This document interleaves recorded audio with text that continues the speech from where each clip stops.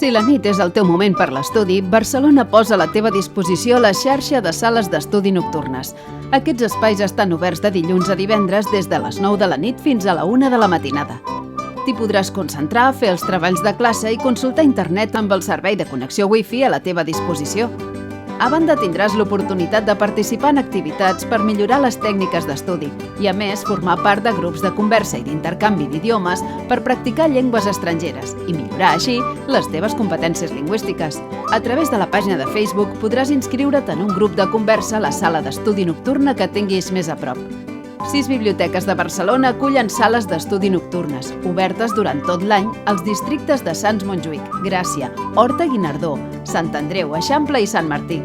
A totes aquestes se'n sumen d'altres en servei durant el curs escolar o bé puntualment a tots els districtes de la ciutat.